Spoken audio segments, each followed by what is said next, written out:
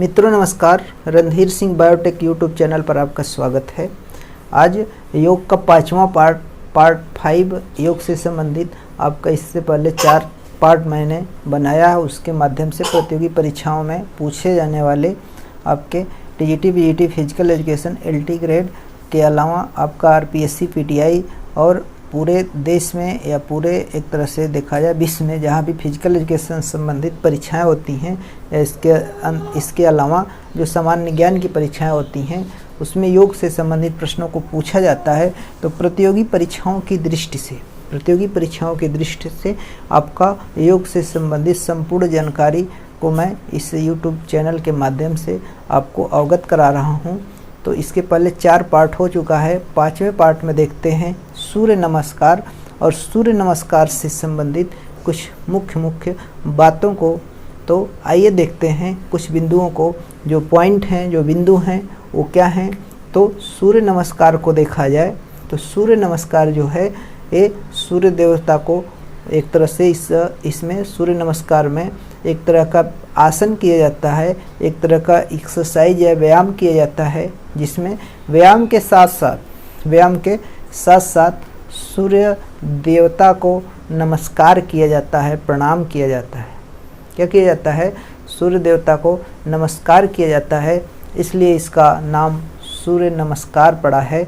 और सूर्य को नमस्कार क्यों किया जाता है, सूर्य को प्रणाम क्यों किया जाता है? सूर्य को देवता कहा गया है। देवता इसलिए कहा गया है कि ऊर्जा का सबसे बड़ा स्रोत, ऊर्जा का वह सबसे बड़ा स्रोत और नवीन ऊर्जा का सबसे बड़ा स्रोत अगर देखा जाए, सोर्स देखा जाए तो बिगेस्ट सोर्स ऊर्जा का, एनर्जी का सबसे बड़ा स्रोत क्या होता है? सूर्य होता है। क्या होता है? सूर्य होता है, सन होता है तथा सूर्य देवता होते हैं। क्या होते हैं?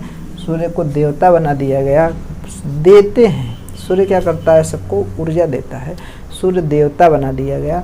तो इसको प्रणाम करना, नमस्कार करना सूर्य नमस्कार है। इसमें आसन के साथ साथ मतलब व्यायाम करते समय सूर्य को नमस्कार किया जाता है, जिसे सूर्य नमस्कार किया जाता है, मतलब सूर्य नमस्कार करते हैं। और सूर्य नमस्कार में देखें तो ये आपका क्वेश्चन तो ये खूब पूछा जाता है कि ऊर्जा का सबसे बड़ा स्रोत क्या है? तो सूर्य है।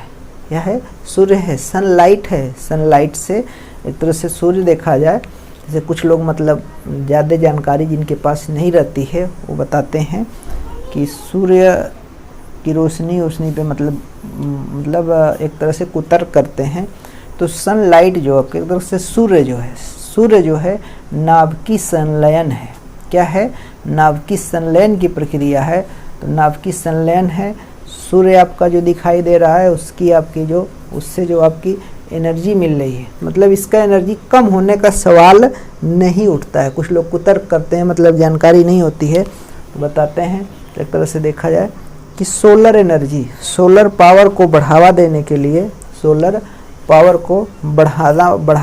के लिए अगर देखा जाए तो सबसे बढ़िया स्रोत जो है सोलर एनर्जी है, सूरज की किरणें हैं।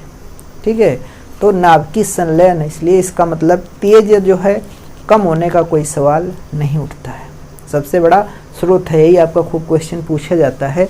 तो सूर्य देवता को नमस्कार करना सूर्य नमस्कार है। शरीर को देखा जाए आरोग्य, शक्ति और ऊर्जा प्रदान करता है। सूर्य नमस्कार से क्या होता है? शरीर आरोग्य होता है, मतलब रोग से आप दूर होते हैं। शक्ति मिलती है, अर्थात ऊर्जा की प्राप्ति होगी। ऊर्जा की प्राप्ति हो गई मतलब आपको शक्ति मिल गई। तो ऊर्जा का स्रोत, शक्ति का स्रोत और निरोग रखने का स्रोत क्या है? सूर्य है। तो सूर्य की किरणें जो हैं सनलाइट हैं। जब सनलाइट आपके बॉडी पे पड़ता है तो सनलाइट की उपस्थिति में आपका स्किन क्या होता है? स्किन जब स्किन पे पड़ती हैं तो आपके शरीर में विटामिन डी का संश्लेषण होता है। विटामिन डी का संश्लेषण होता है और विटामिन डी आपके शरीर में कैल्शियम का अवशोषण कराने का काम करती है। और कैल्शियम मतलब आपके शरीर को पूरा पोषण देने का काम करता है।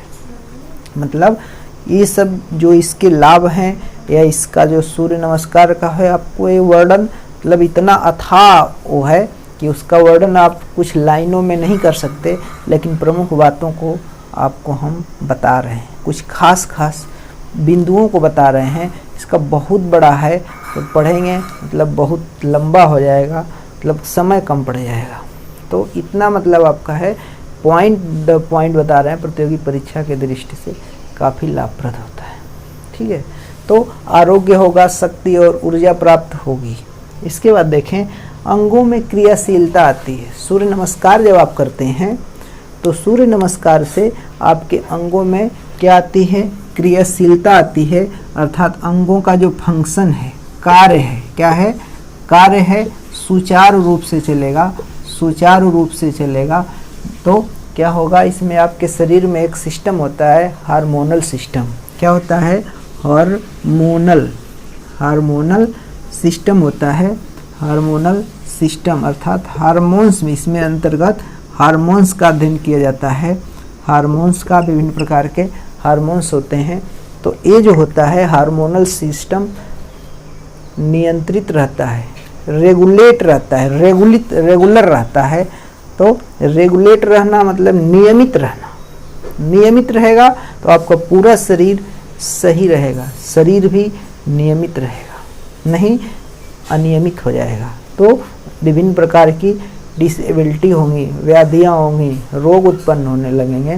तो आपका सूर्य नमस्कार से तो आपका पूरा शरीर फिट रहता है, पूरे सिस्टम सही रहते हैं। बताया हमने, मतलब इसका वर्णन इतना कम समय और उसमें नहीं हो सकता है।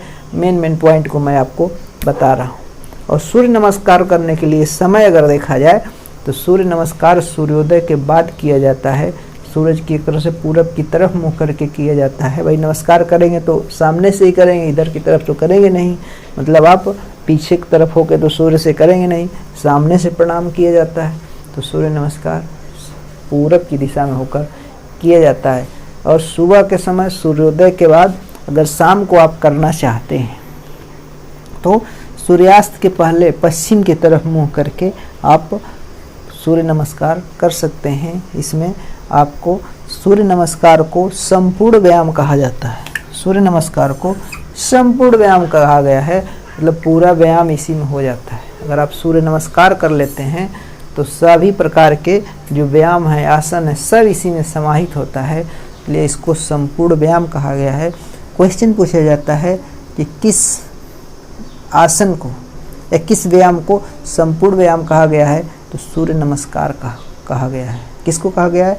सूर्य नमस्कार। संपूर्ण व्यायाम क्या है? संपूर्ण व्यायाम किसको कहा गया है? सूर्य नमस्कार को कहा गया है।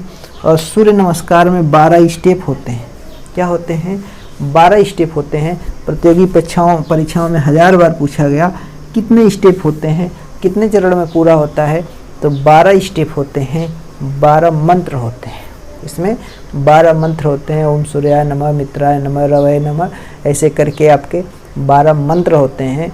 और वे मंत्र हालांकि पूछे तो नहीं जाते हैं, लेकिन मंत्र की संख्या जरूर पूछी जाती है, इसलिए मंत्र की संख्या 12 मंत्र याद रहेगा तो और अच्छा है। समझ रहे हैं?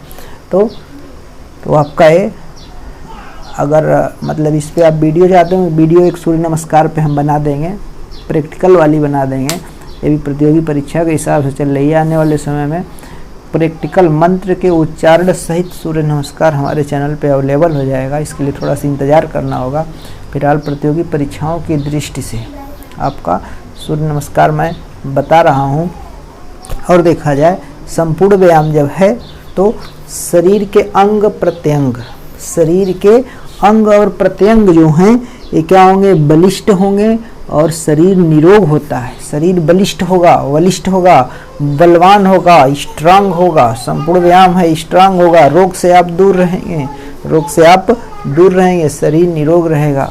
और निरोग रहेगा मतलब एक तरह से आप धन को मतलब नष्ट होने से बचा सकते हैं। और कहा गया है कि स्वास्थ्य मतलब आपका व्यक्ति का जो स्वास्थ्य होता है काफ़ी उसको बना के रखना चाहिए, स्वास्थ्य पे विशेष ध्यान देना चाहिए।